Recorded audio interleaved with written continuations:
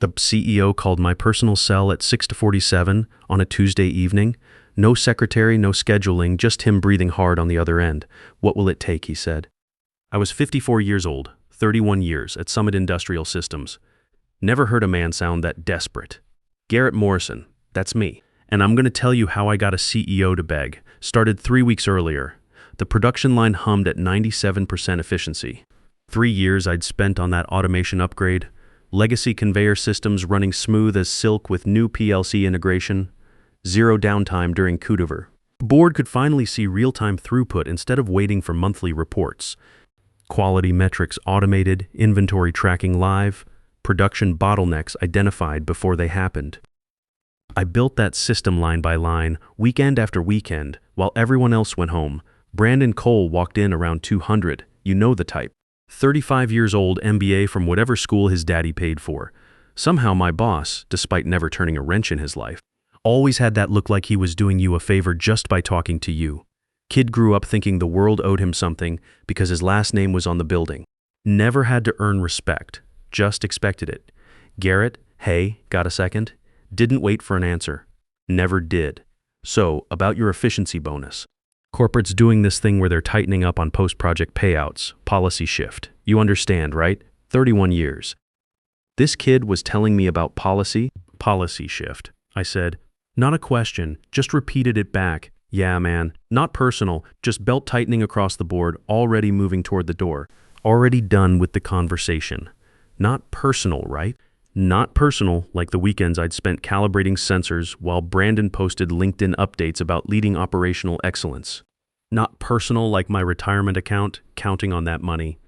Emma was 28, my daughter, working her way up at the engineering firm downtown, still paying student loans.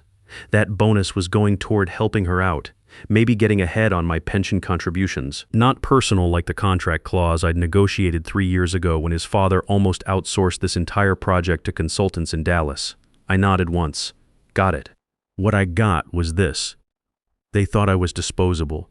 The old guy who rebuilt their production backbone from legacy systems held together with duct tape and prayer. The guy who'd survived 2 recessions, 3 acquisitions, and more managers than I could count. That guy could be filed under cost savings. They were wrong about one thing, though. That contract clause, page 47, Appendix C, Clause 8.2, buried in the safety certification agreement. Nobody else had bothered to read. In the event that the designated principal safety engineer, as defined in Addendum A, is removed from active compensated status for any period exceeding 96 hours, all safety certifications shall be deemed null and void with immediate production halt required. I'd fought for that sentence 3 years ago. Brandon's father wanted to cut me loose. I was 51 then, too expensive, too set in my ways, not agile enough, whatever that meant. So I called the safety board's legal team, explained the situation, made sure my name got written into that contract in permanent ink. If they wanted to keep production running, I had to be employed and paid, insurance policy. Just in case.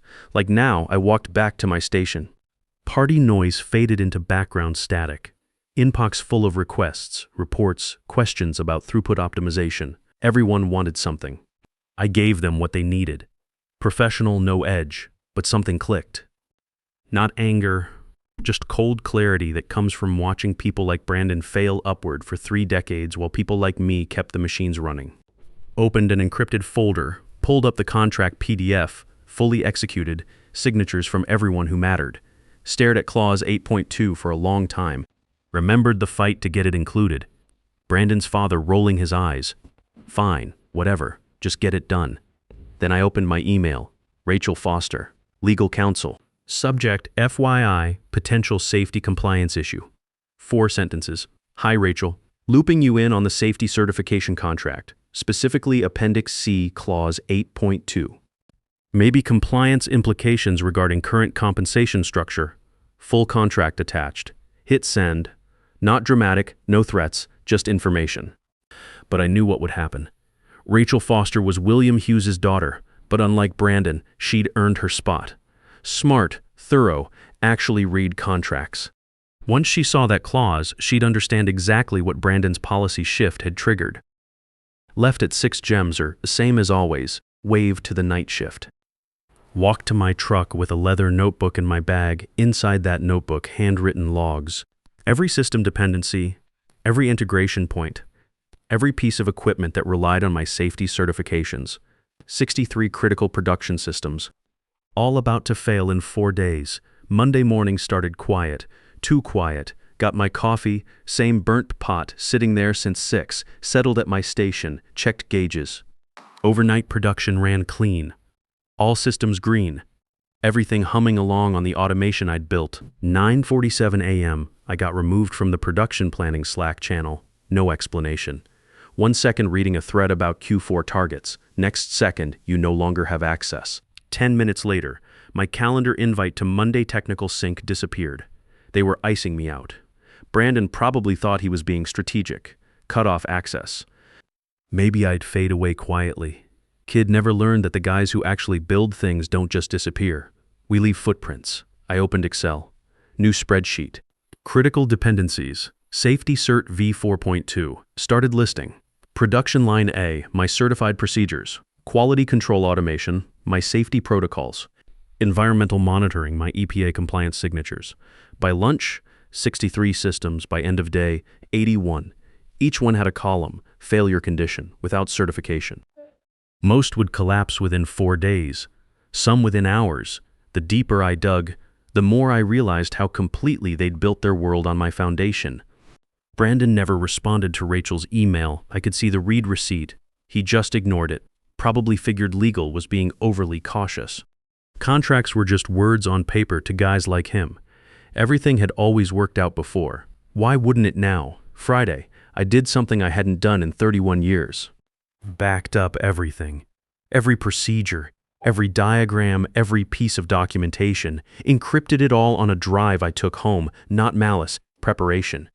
The kind of thing you do when you've been around long enough to know that companies will always choose short-term savings over long-term stability. The weekend I went fishing. Didn't catch anything. That wasn't the point. Sat in my boat thinking about that deadline. 96 hours since they officially denied my bonus. Clock would hit 0 Monday at midnight. Thought about Emma. Smart kid, working hard, still struggling with loans. Thought about Brandon walking into that celebration with his smirk. Treating my life's work like it was his personal achievement. Mostly thought about companies that spend decades building loyalty, then throw it away for quarterly numbers. Monday afternoon, Rachel called an emergency meeting. No calendar invite, just quiet hallway conversations pulling people into conference room B. I wasn't invited, didn't need to be. Through the glass wall, I could see Brandon's face going red. Finance director flipping through spreadsheets, Rachel sitting perfectly still at the table's head. She looked tired, made eye contact across the office. Slight nod, then headed toward the CEO's corner office. At 11:43 p.m., the deadline passed. System didn't explode. No alarms, no error messages, just stopped. Quietly, completely, like a heart that simply decided not to beat anymore. Tuesday morning smelled like panic and burnt coffee. First sign was the production report. Didn't generate, no email, no dashboard refresh, just nothing. By 7 a.m., maintenance was fielding calls from every department. Systems down, monitors blank, data not loading. By 8:00, the safety board's automated compliance system had scanned our certification status. One line came back: certifications invalid due to breach of contract clause C8.2. Contact principal engineer for reinstatement. Principal engineer was me. I was at my station. Terrible coffee in my chipped mug, watching it unfold. Every production monitor showed the same thing: authorization failure. Contact safety administrator. Production line locked. Quality control frozen. Environmental monitoring read-only mode. EPA compliance running on cache data that would expire in 72 hours. Brandon tried to spin it. Sent in all staff about temporary certification authentication issues. Said it was working on it. Rachel replied all one sentence. This is a contract breach, not a technical issue. That's when people started to understand by 9 fear. The CEO had called an emergency meeting, executive level only. Conference room filled with people who'd barely looked at me in 3 years, could see Brandon through the glass, gesturing at his laptop, talking fast. His father's face went from confused to concerned to stone cold. Rachel slid the contract across the table, pointed to page 47, started explaining what Appendix C, Clause 8.2 meant in plain English. The CEO's assistant walked past my station around 10:30, carrying her laptop like a live grenade, muttering under her breath. Safety board sent a follow-up at 11:15.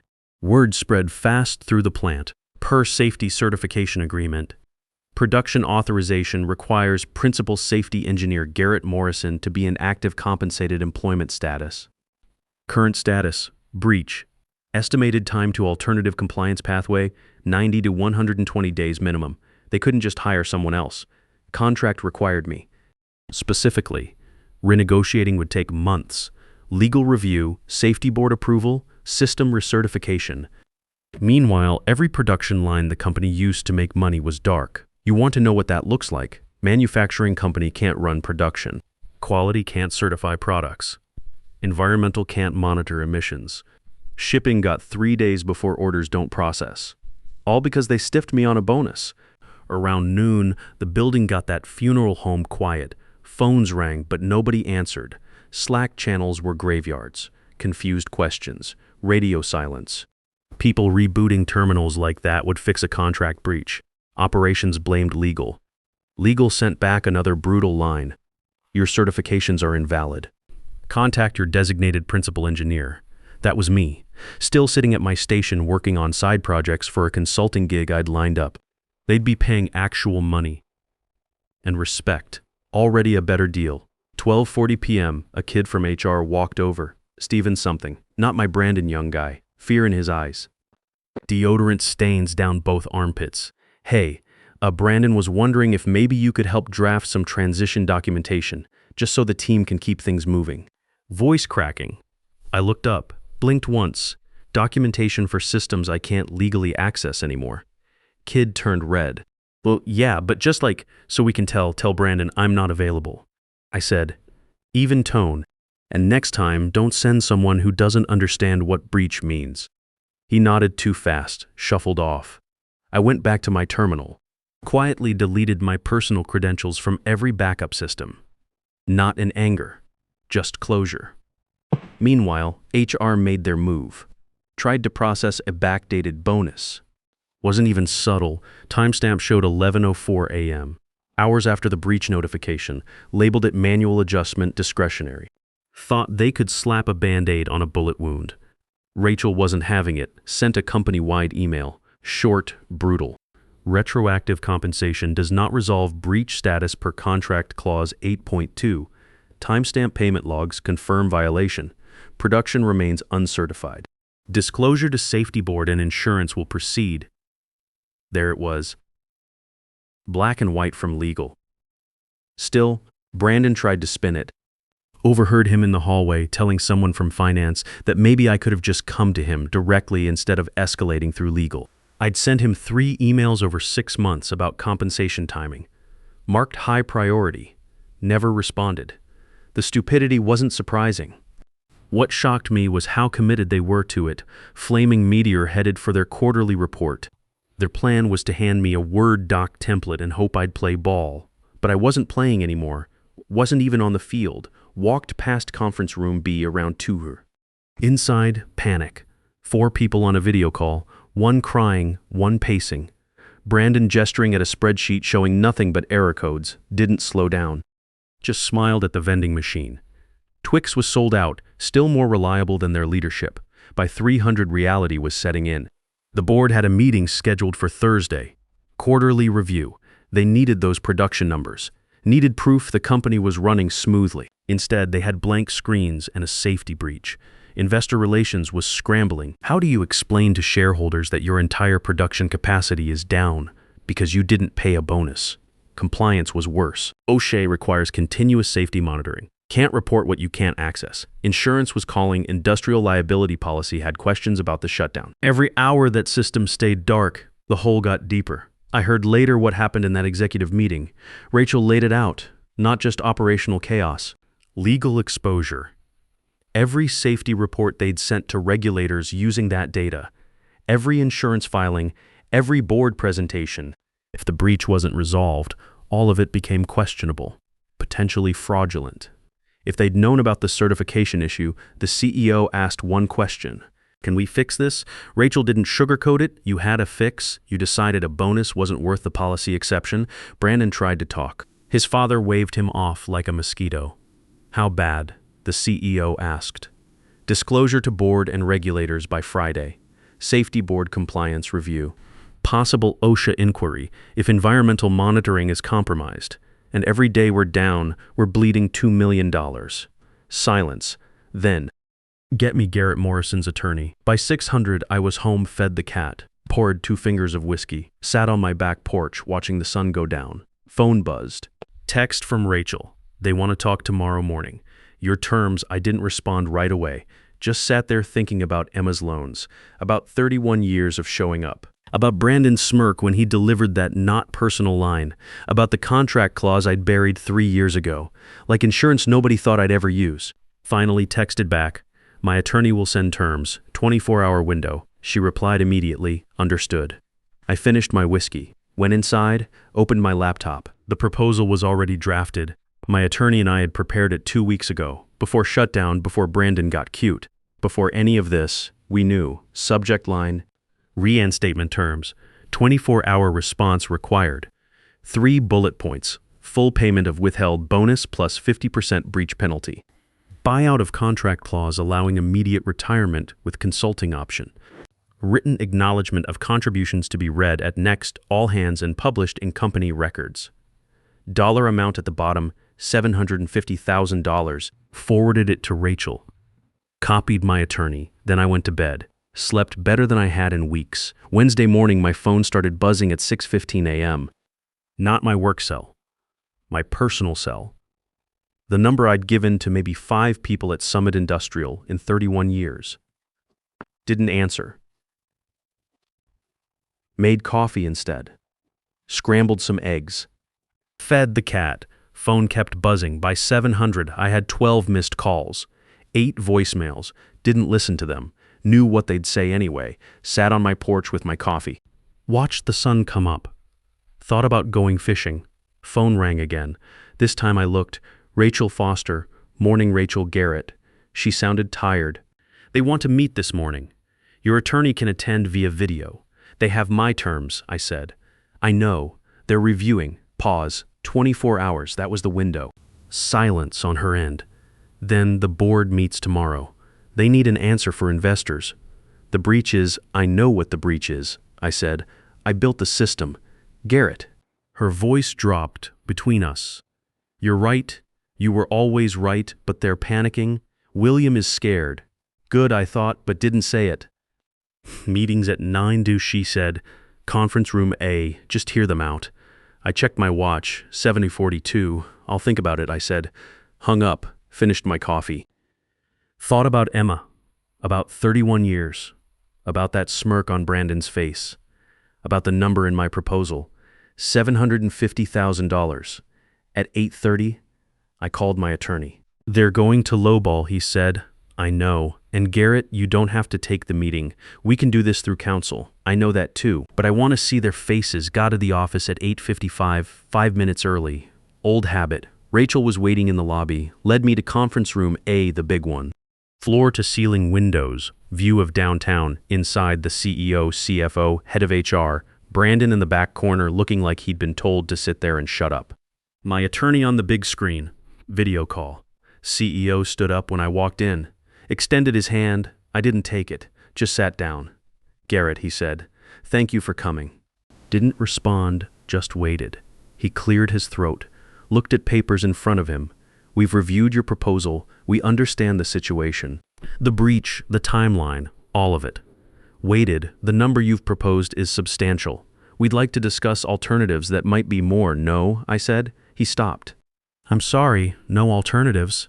Those are the terms. You have until this evening to accept or decline. CFO leaned forward. Younger guy. Never learned his name. Mr. Morrison, we're talking about $750,000 for what amounts to a contractual technicality. Technicality? I looked at him. Your entire production capacity is down. Board meets tomorrow. You can't manufacture products. Can't meet delivery schedules. Can't tell investors why your lines are dark. That a technicality. He shut up. CEO tried again. Garrett, you've been with us 31 years. We value that. We value you. It's a difficult budget year. Board's watching expenses closely. If we could find middle ground, you valued me so much you denied my bonus for policy reasons. I said you valued me so much, my name wasn't in the post-project report. You valued me so much, Brandon here, removed me from Slack channels on Monday. Brandon shifted in his chair, didn't look up. You had middle ground, I continued. It was called honoring your contract, paying what you promised. That ship sailed. CEO sat back, looked at Rachel. She shook her head slightly, meaning I told you. What about the consulting arrangement? HR spoke up. Could we structure more of the payout through that? Spread it over time? My attorney's voice came through the speaker. No cash payment. Wire transfer. Full amount by close of business today, or the offer expires. That's less than 12 hours, CFO said. Yes, my attorney replied. It is. Silence. CEO rubbed his face. Looked older than I remembered. If we don't accept, he asked. Then I filed a formal breach escalation with the safety board's compliance team, I said. They notify your insurers, banking partners, and regulatory agencies. You spend the next quarter explaining to the board and shareholders why you can't access your own production systems. Meanwhile, your competitors are watching. Your customers are nervous. Your stock price is tanking. More silence. You also lose the consulting option, my attorney added. Garrett walks completely. You're left renegotiating certifications that took 3 years to structure originally. Best case, you're operational again in 4 months. Worst case, you're migrating to new systems. That's 18 months minimum. CEO looked at the papers again, at the number, $750,000. This is extortion, he said quietly. No, I said. This is the consequence of breaking a contract I specifically negotiated to prevent exactly this situation.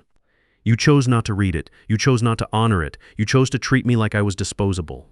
Looked at Brandon. He was staring at the table. And you, I said to him, you told me it wasn't personal. He finally looked up, face pale. This isn't personal either.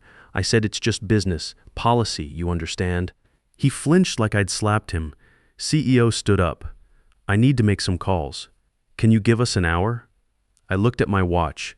You've got until 5 p.m., not an hour. Not a negotiation, yes or no? Stood up, headed for the door. Garrett, CEO said. I stopped, didn't turn around. We should have just paid you. Yes, I said. You should have walked out, spent the rest of the morning at a coffee shop downtown. Good coffee for once. Sat by the window, read the paper. Phone buzzed constantly. Ignored most of it. At 3:42, my attorney called. Wires processing, he said. Should hit your account within the hour. All of it. Every penny. Plus, they've agreed to the written acknowledgement. CEO will read it Friday at all hands. I sat back, watched people walking past outside, regular Wednesday afternoon, nobody knowing what had just happened. At 4:33 p.m., my phone pinged. Bank notification, wire transfer received, $750,000. Sat there staring at it for a long time. All because they wouldn't pay a bonus, all because they thought I didn't matter, all because I'd read the contract. That's when the CEO called my personal cell. 6:47 p.m. What will it take, he said, to turn it back on, the system? We need it operational by tomorrow morning. You already have my terms, I said. The consulting arrangement, $400 an hour, 20 hours a month. You do it? Maybe. Garrett, please. We need an answer. I'll do it, I said. But not tonight. Not tomorrow morning. Tomorrow afternoon, after the board meeting. 3 p.m., take it or leave it. One more thing, I said. Brandon's not in the room when I work. Not on the calls, not involved at all. Done. Thursday, I didn't go to the office. Made a real breakfast. Read the paper. At 2:05, I drove to the office. Rachel met me in the lobby. Operations director was there. Senior technician I'd trained. Good kid. Okay, I said. Let's fix this. Took 4 hours. Called the safety board. Verified my employment. Confirmed the compensation. Reset the authorization keys. Rebuilt the access controls. Tested every integration point. By 8 Tulu, everything was humming again, like nothing had happened, except everything had happened. Friday afternoon, the wire cleared completely. Moved most to retirement. Set aside some for Emma's loans. Kept enough for a new boat. Saturday morning, I took Emma out for breakfast. What did you learn from it? I asked. Get it in writing, she said, and read the fine print, know your worth. Don't let anyone convince you you're replaceable. These days, I consult twice a week. Tuesday and Thursday afternoons. My rate, my schedule. Brandon got reassigned, strategic advisor with no team. The story spread. The Morrison case, they called it. Got invited to speak at conferences. Phone rings with consulting offers. Pick the interesting ones. Turn down the rest. I'm fishing more now. Got that new boat. Sleep better than I have in years. And somewhere in Summit Industrial's control room, the system I built keeps running. With my name in the documentation where it belongs. That's not revenge. That's just making sure the record's straight. Because after 31 years, I earned that much. And a whole lot more. Sometimes the best revenge isn't getting even. It's getting exactly what you're worth. And making sure everyone knows who built the foundation they've been standing on. The quiet guys who keep the lights on. We don't just disappear when you push us out. We take the blueprints with us, and sometimes those blueprints are the only thing keeping your world from going dark. Sometimes the most powerful contract clause isn't the one that protects your job. It's the one that protects your dignity when they try to take it away. And the smartest investment you can make isn't in your 401k or your pension. It's in making sure they can't erase 31 years of your life with a single policy shift.